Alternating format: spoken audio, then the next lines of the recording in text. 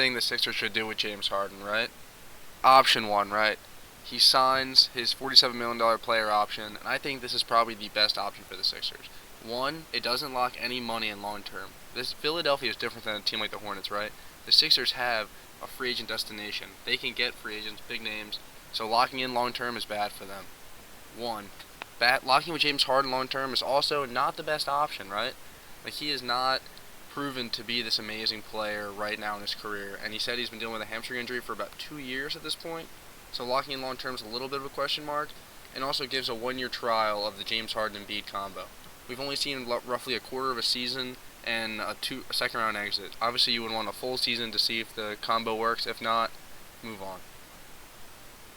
So player two, or option two, is he doesn't accept the player option and walks. This is very unlikely because he'll likely either do a sign and trade, which is option three, or opt in for the money, right? You're not just going to walk away from that much money to take less money on another team. So option three is the sign and trade. This is obviously not the best thing for the Sixers because they gave up Seth Curry, Andre Drummond, Ben Simmons, and a first-round pick for him. So giving up, I mean, the sign and trade, you never get full value back, right? The only reason you really do it is to allow the team that James Harden wants to go to make the money work, so you get like a role player in return.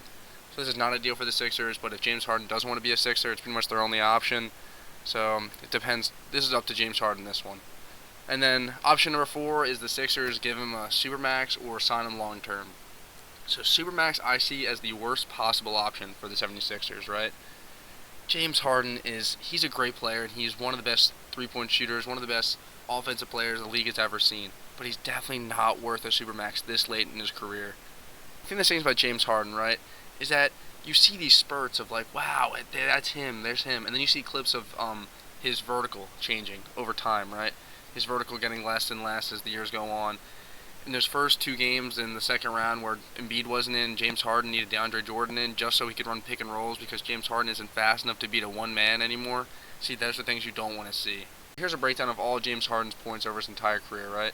These are all the stats. There's a lot of numbers here. Let's talk through, right? What I'm really looking at is effective field goal percentage and how it decreases through the years, right? In Houston and OKC, it's roughly in the same area there. Super efficient. He was one of the best scorers in the league. He goes to the Nets, and he declines a little bit, right? But it's not huge. And then he goes to the Sixers. And the crazy thing is that these Brooklyn years, Philadelphia years, and these OKC years, these are only like 2-3 years apart, right? But his efficiency is way down.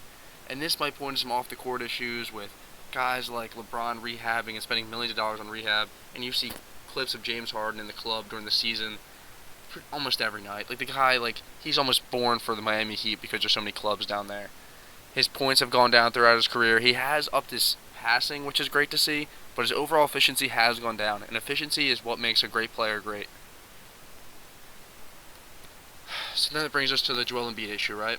Joel Embiid, his window's not going to last forever. Joel Embiid is a very injury-prone center with a crazy high ceiling and might be one of the best centers the league's ever seen, right? I'm a biased 76ers fans here, but he is amazing. But he is not this Steph Curry, LeBron James going to play till he's 39. His prime is closing. He's an MVP candidate the past 2 years. You're not going to get that much out of him. For, like, in 5 years, Joel Embiid is not going to play where he is now.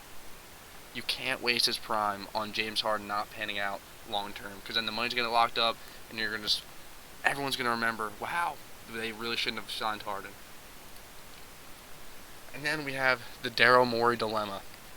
Daryl Morey is in love with James Harden. He went to Houston and just said he was like the best player ever, gave him all the money he wanted, built the team around James Harden. They even went small ball so James Harden could play better. And then he goes to the Sixers, and you could tell, I mean, his entire game plan was to get a star player, right? He wanted a top 10, top 20 player in the NBA to match with Joel Embiid in return for the Ben Simmons trade. But I think in the back of his mind, he always wanted James Harden. There was no other player he had his eyes set on more than James Harden. Daryl Morey loves the way James Harden plays. He sees the way he elevates squads around him with his passing and scoring. But I think Daryl Morey is more fixated on that Houston James Harden and not the current James Harden we have in the league today. So option one, right?